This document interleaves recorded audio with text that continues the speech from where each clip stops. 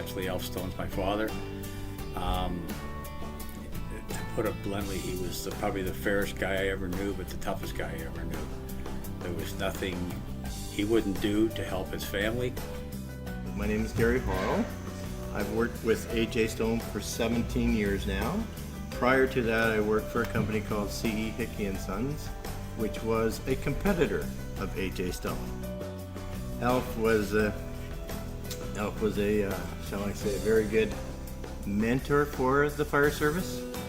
He was an honest guy. He was a hard worker, and his personality sold Alfie, because I don't know of anyone that didn't like him. Alf Stone, just a real gentleman. His Alf turned out to be just a super guy to deal with.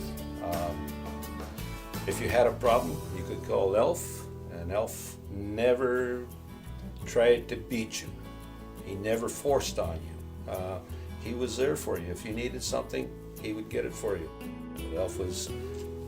You would talk to Alf, and as I said, Alf would say, "Let me get back to you." But in that time, he was doing out there thinking. He was talking to other people. He's talking to other people in the industry. He was talking to people who have had that experience, and he'd get back to you and say, "Yeah, here's what we can do, or here's what you can do." And yeah, it was refreshing for a new fire chief to have somebody that wasn't pushing, and that was Alf. He was not pushing.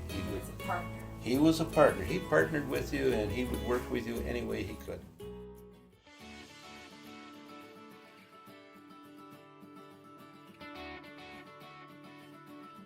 Well, being a special person, he's a guy that, like I say, that fought for our freedom, and he realized how good it was, and he treated everybody with respect. There's many things he did. In the early 50s, he was on a committee in Ottawa to set the standards for threads for Canada. This nozzle here is called the Wonder Fog nozzle. It was one of the first fog nozzles ever made. I think one of the toughest was Hurricane Hazel. He was away from home for 5 days when that hit. He was at work, getting pumps, getting hose, doing whatever he could to help not just the fire service, but in that case the general public, because everybody was in trouble. The water was horrific, and again, it's items like that you hear about.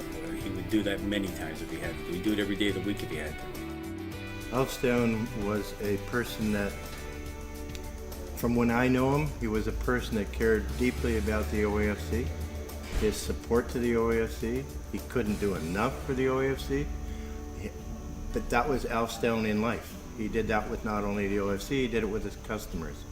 If you ever talk about a person loving to do his job with a passion, Alf Stone was it. Who was there to put on a special night? Who was there to do this or do this? Alf was there for the fire service. His personality, he was an easy guy to talk to, and it's much easier to do business with a guy who you like, and everybody liked Alfie.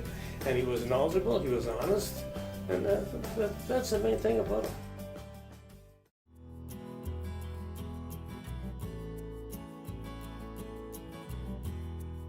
But he was honest, he was upfront. He would, at the end of the day, his goal was to satisfy the fire service. Well, he definitely made the conferences more fun. That's for sure. Alf's character was what made him so big in the service. He was always out.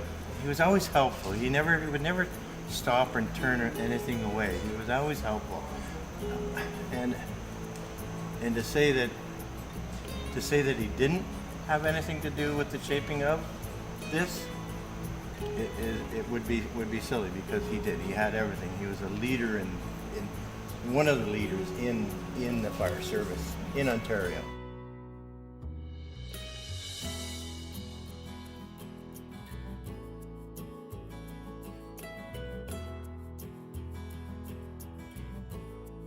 A worthy recipient, again, is someone who, if he had the same work ethic as my father did, being upfront, honest, straightforward, and putting his or her best foot forward, to improve the fire service, whether that be training, fire prevention, new equipment. If someone comes up with a new idea for rescue or for whatever, those are the people.